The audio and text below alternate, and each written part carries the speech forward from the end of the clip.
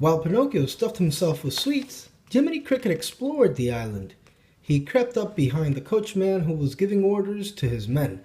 As soon as those brats turn into donkeys, I want you to round them up.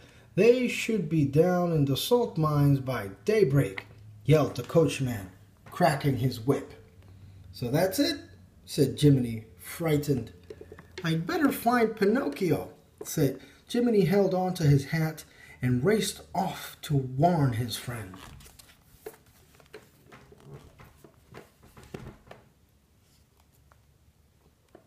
Jiminy found Pinocchio in the pool hall with Lampwick. He told Pinocchio that he had just heard. The two boys began to laugh. You take orders from a grasshopper? Lampwick snickered. All right, said the indignant Jiminy. Go on, laugh. Make donkeys out of yourselves. See if I care, he added, stomping off. The two boys continued to giggle as Lampwick made fun of Jiminy. You'd think something terrible was going to happen, laughed Lampwick. No sooner had he said this than he sprouted Donkey's ears. Pinocchio stared in horror as Lampwick also grew a tail, and his feet turned into hooves. Lampwick went on laughing, not noticing what happened.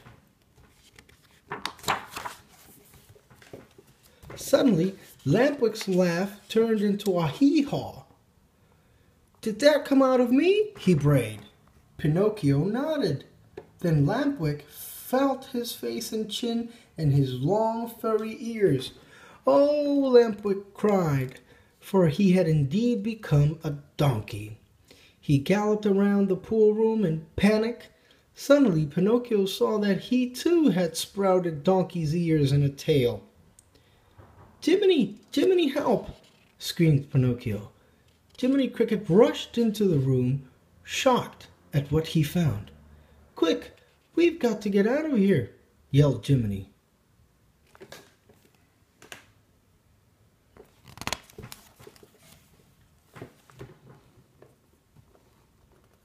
Pinocchio and Jiminy Cricket raced across the now deserted island, leaping over mounds of discarded candy and toys.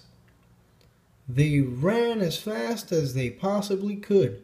Faster, Pinocchio! We must get off this island before daybreak, urged Jiminy. When they reached the edge of the island, they found themselves at a cliff overlooking the sea. You've got to jump, yelled Jiminy. So Pinocchio dove in, and Jiminy followed, using his umbrella as a parachute. Because Pinocchio was made of wood, he immediately floated to the surface and stayed there. The cricket jumped on his back, and the current carried them toward the mainland.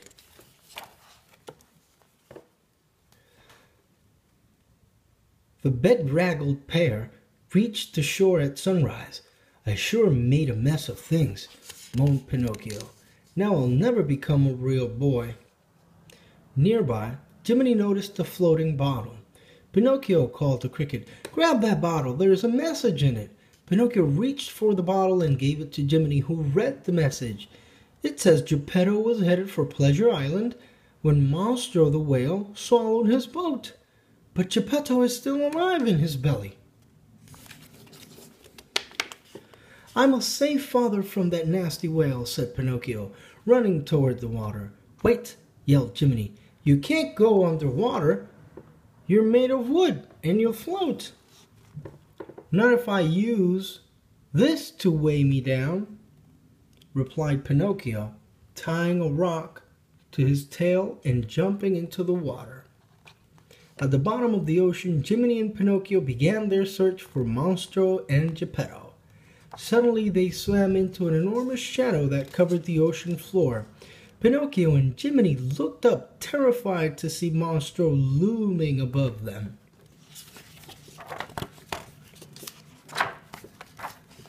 Pinocchio untied the stone and floated up toward the whale. At that moment, Monstro opened his gigantic jaws, ready to eat lunch. He sucked in a whole school of fish, as well as the struggling Pinocchio.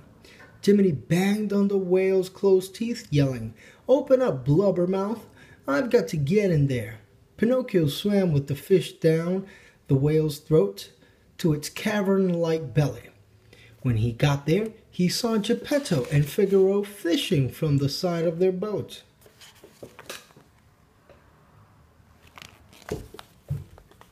When Geppetto pulled in his net, he had quite a surprise.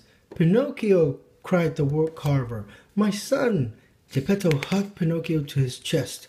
"Father," declared Pinocchio, "I have come to save you." "Oh no, son. No, it's quite hopeless, I'm afraid."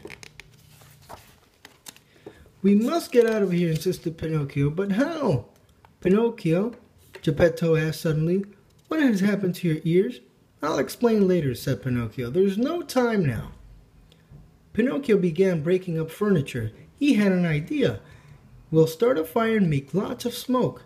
Then Monster will wake up and sneeze us out." Monster soon began to feel the fire in his belly.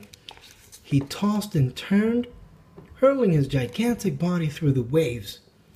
Inside, the captives quickly jumped onto a raft and paddled towards the whale's throat. When Jiminy Cricket saw the raft coming, he hopped on. "Hang on!" shouted Pinocchio. "Here we go!"